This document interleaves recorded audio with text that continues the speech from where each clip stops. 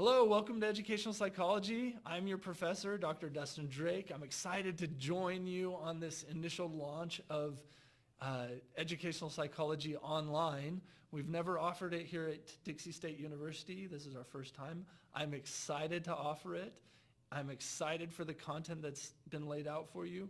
We will be using the course textbook that the face-to-face class uses as well, and a lot of the assignments are similar.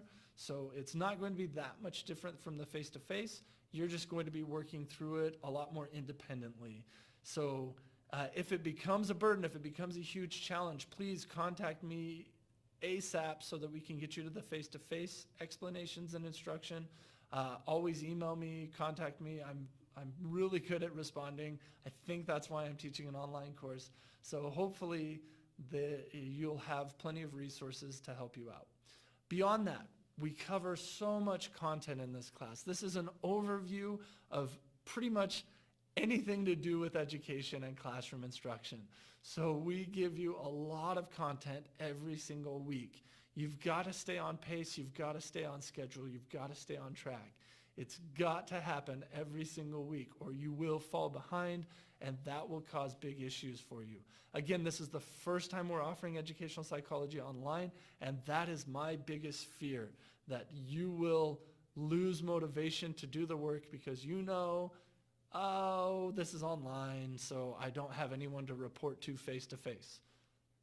You have me to report to still. I will be hounding you down if you fall behind, but don't let it happen. Just right now, make it a goal.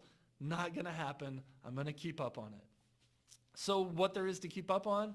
Well, first and foremost, the thing that we cover most is theories and theorists. So the theories and theorists who develop them that govern human development, that govern classroom management, that govern behavior, that govern student motivation. If you can do it in a classroom, we will talk about it. There's a lot of content, and the reason why is in a few years, it's actually quite a ways down the road, but by your third year as a teacher, you have to take what's called the praxis test, and it's called the Principles of Learning and Teaching. That exam is what allows you to be a long-term, permanent teacher instead of a temporary level 1 licensed teacher. So it allows you to transition from level 1 to level 2 by passing that exam. The exam's content is linked directly to what we teach you in this class. I know it's weird that you're not going to be taking this test for another 5 years, but you've got to keep this content fresh and apply it to your classroom. They want to see it applied, and then they want to test you after you've had a chance to apply it. So it takes a while to get there, but you will have to, at some point, take that exam. In addition to the exam, the content's just valuable. It helps you make better decisions as a teacher. That's the whole point, getting you into a classroom, feeling prepared to make the decisions, and using sound judgment to do it, based on practices that have been around for, in some cases, hundreds of years. So I hope you enjoy the course. I hope that this online method really works well for you.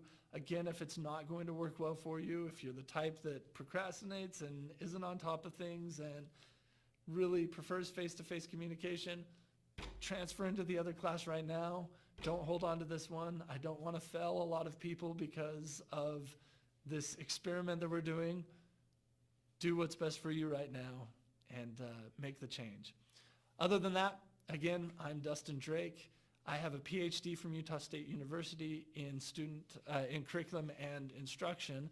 My area of expertise is student identity development, and particularly with literacy and reading, and then also some multicultural aspects of that as well. I do a lot of studies with Latina students, and I do speak Spanish, lived in Mexico for a little while, and I'm not that great at it. It's a little rusty, but I do speak Spanish. I teach at Dixie High School here in Washington County School District. I've been an instructor doing educational psychology for about 5 years now, in addition to teaching at the high school.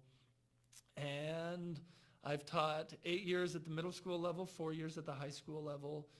I'm currently Dixie High School's learning coach, so I help teachers who are in their first 3 years get better and develop. And I observe their classrooms and give them feedback and help them improve their practice as instructors. So the course of educational psychology really comes into play a lot in my day-to-day practice with those teachers in their first few years. Again, I'm excited to share a lot of knowledge with you and experiences. Send me any questions, comments, anything that you'd like to discuss. And I hope you have a great semester. Enjoy.